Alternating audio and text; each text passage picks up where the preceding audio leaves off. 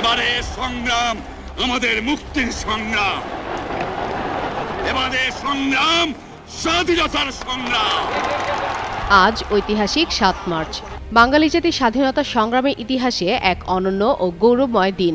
১৯৭১ সালের এই দিনে ঢাকার তৎকালীন রেসকোর্স ময়দান, যা বর্তমানে সোহরাওয়ার্দী উদ্যান নামে পরিচিত, এক বিশাল জনসমুদ্রে দাঁড়িয়ে বাঙালির মুক্তির এক ভাষণ দেন বঙ্গবন্ধু শেখ মুজিবুর রহমান। তার ১৮ মিনিটের ওই ঐতিহাসিক ভাষণে বাঙালির দীর্ঘ সংগ্রাম ও আন্দোলনের পটভূমি তুলে ধরেন এবং মুক্তিযুদ্ধের জন্য জাতিকে প্রস্তুত করে তোলেন। ১৯৪৭ সালে দ্বিজাতি তত্ত্বের ভিত্তিতে গঠিত পাকিস্তানের রাষ্ট্রের বিরুদ্ধে দীর্ঘ ২৩ বছরের আন্দোলন সংগ্রামের ধারাবাহিকতায় বাঙালি জাতিসত্তা ও জাতীয়তাবোধের ভিত মজবুত হয়।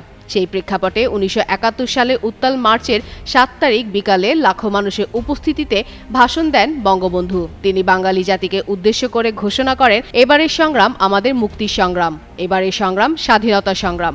সেদিন ঢাকার রাজপথ ছিল মানুষের ঢলে মুখর। দেশের বিভিন্ন জেলা থেকে মানুষ ছুটে আসে বঙ্গবন্ধুর ভাষণ শোনার জন্য।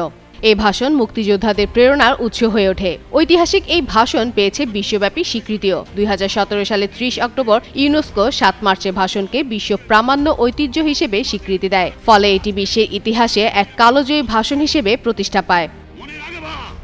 রক্ত যখন দিয়েছি, রক্ত আরো দেব, এই দেশের মানুষকে মুক্ত করে ছাড়বো ইনশাআল্লাহ।